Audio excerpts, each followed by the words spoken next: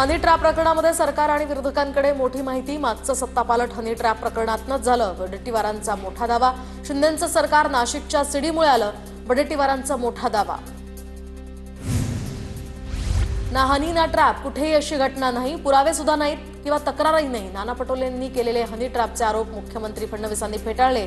तर नाना, आमच्यापर्यंत बॉम्ब आला नाही, नीट पुरावे द्यायचे ना, फडणवीसांचा नाना पटोलेंना टोला.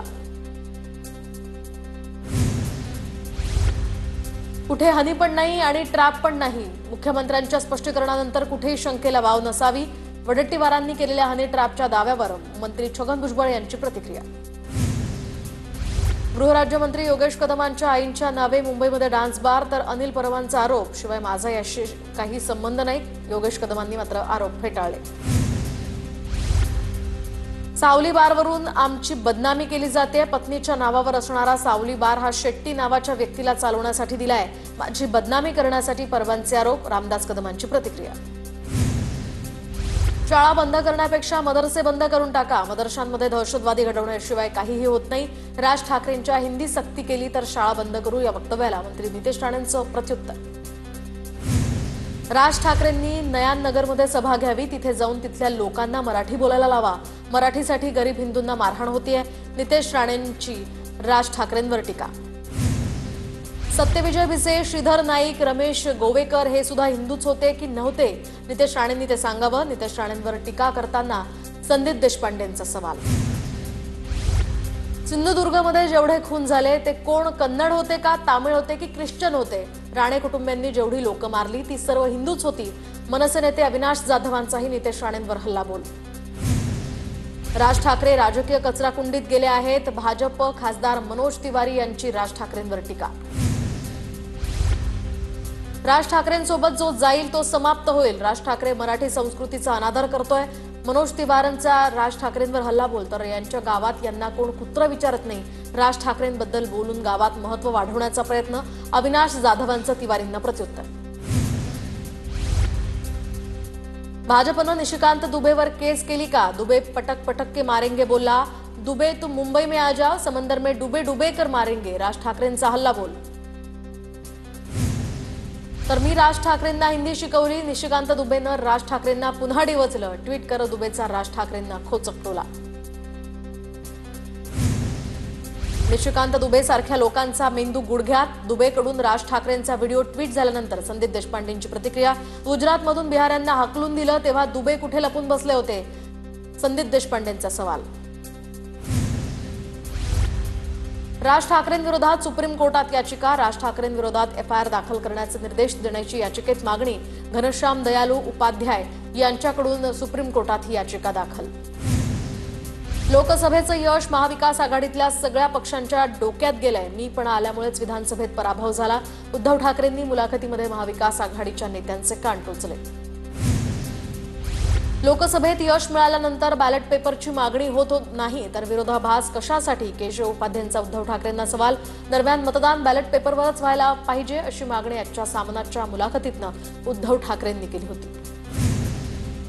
राष्ट्रवादीच्या विलीनीकरणाची वेळ आल्यास भाजपशी चर्चा करावी लागेल, पण सध्या तरी दोन्ही राष्ट्रवादीच्या विलीनीकरणाची चर्चा सध्या सुरू नाही.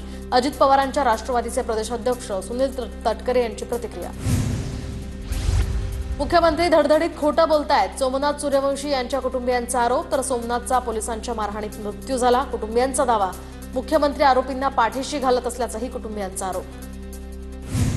जाणून बुजून सत्ताधाऱ्यांनी विरोधी पक्षनेतेपद जाहीर केलेलं नाही. ठाकरेंच्या शिवसेनेकडून भास्कर जाधवांचं नाव चर्चेत होतं.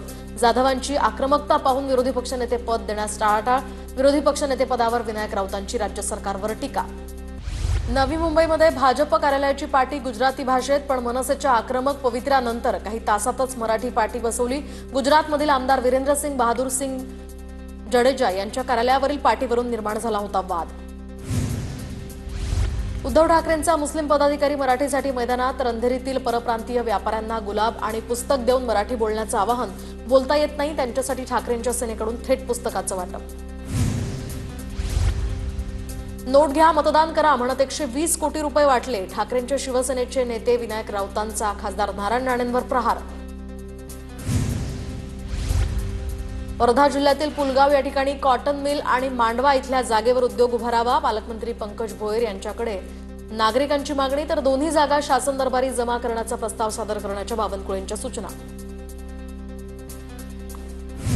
पुण्यश्लोक अहिल्यादेवी होळकर सोलापूर विद्यापीठामध्ये विद्यार्थ्यांचं आमरण उपोषण, कायद्याच्या विद्यार्थ्यांना कॅरी ऑन पद्धत लागू करून पुढच्या वर्गात प्रवेश देण्याची मागणी.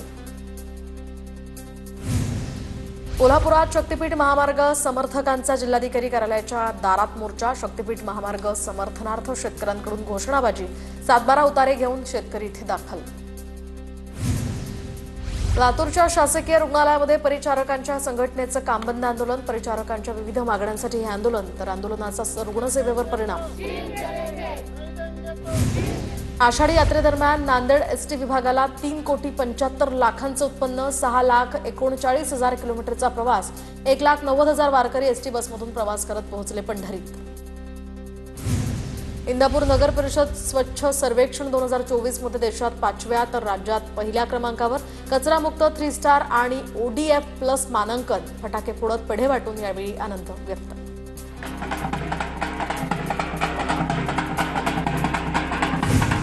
विना अनुदानित शाळांच्या अनुदानाची घोषणा, मागील आठवड्यामध्ये आझाद मैदानावर विना अनुदानित शिक्षकांचं विविध मागण्यांसाठी आंदोलन सुरू होतं. आंदोलनाची दखल घेत शाळांच्या अनुदानाची राज्य सरकारकडून घोषणा. मुंबईमध्ये 330 किलोमीटर मेट्रोचं जाळं तयार होत आहे, तर मेट्रो 3 ऑक्टोबरपर्यंत कार्यान्वित होणार, मुख्यमंत्री फडणवीसांकडून विश्वास व्यक्त. कोल्हापुरात अंबाबाईच्या मंदिरात 1.5 महिन्यात भाविकांकडून भरभरून दान, तर 3 दिवसात 1.5 कोटी रुपयांची मोजणी, आणखी 2 दिवस दान करण्यात आलेल्या रकमेची मोजणी चालणार. महाराष्ट्रातील पहिल्या बाप्पाचं आगमन, कोल्हापूरचा राजा परळच्या चित्रशाळेतनं कोल्हापूरच्या दिशेनं रवाना, कोल्हापूरच्या रंकाळा तलावाजवळ 47 वर्षांपासून होतोय हा गणेशोत्सव. गोंदिया जिल्ह्यामध्ये 42,000 हेक्टर क्षेत्रावर भाताची रोवणी, 6 जुलैपासून पावसानं हजेरी लावल्यामुळे भाताच्या रोवणीला वेग. भात खरेदी या ठिकाणी धान खरेदीसाठी 30 जुलैपर्यंतची मुदतवाढ, धान खरेदीची मुदत वाढवल्यामुळे शेतकऱ्यांना दिलासा, अतिरिक्त 1 लाख क्विंटल धान खरेदी करण्याचे निर्देश.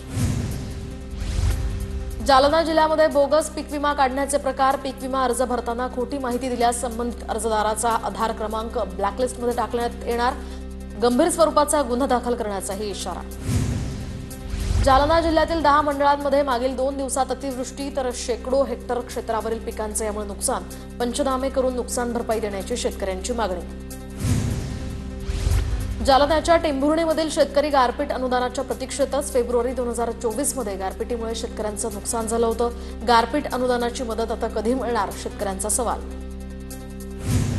बुलढाणा जिल्ह्यामध्ये मागच्या 8 ते 10 दिवसांपासून पावसाची दडी, तर उगवलेल्या पिकांना पावसाची अत्यंत गरज, पाऊस नसल्यामुळे अनेक पिकांची वाढ खुंटली, उत्पादनातही यामुळे घट होण्याची शक्यता.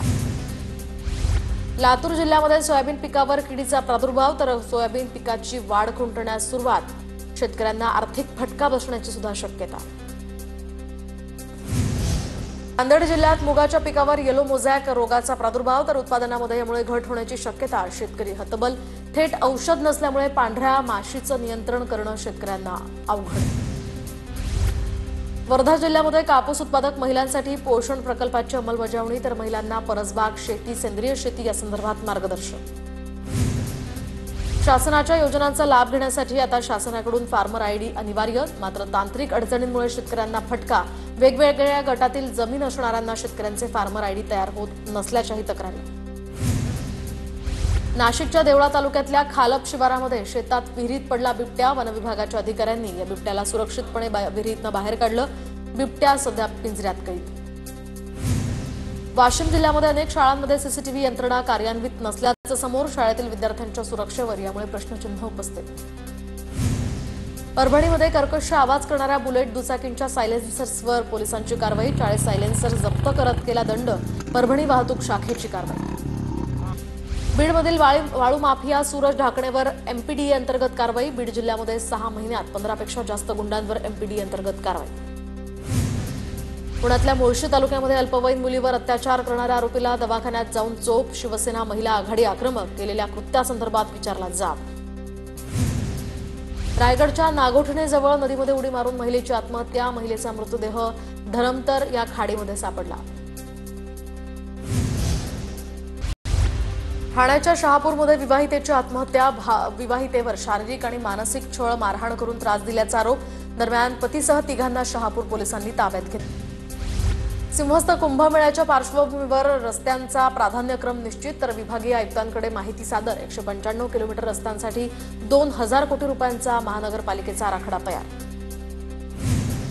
नागपूरच्या वडांबा जिल्हा परिषद शाळेवर वीज कोसळली. शाळेतील 70 विद्यार्थी आणि काही शिक्षक थोडक्यात बचावले. विज्ञान प्रयोगशाळेच्या स्लॅबवर वीज कोसळल्यामुळे शाळा हादरली. नागपुरात 9 वर्षाच्या मुलाचा नाल्यात पडून सुद्धा आश्चर्यरीत्या जीव वाचला. मुलगा पाय घसरून नाल्यात पडला आणि वाहत गेला. मावशीनं आरडाओरड करून मदत घेऊन त्याला बाहेर काढलं. भिवंडी तालुक्यातील खडीलगत मोठ्या प्रमाणावर रेती उत्खनन सुरू. दरम्यान कांदळवनाचं नुकसान होत असल्याच्या तक्रारी. भिवंडी तहसीलदार अभिजित खोले यांची केवणी. रेती बंदर इथल्या रेती साठ्यावर कारवाई.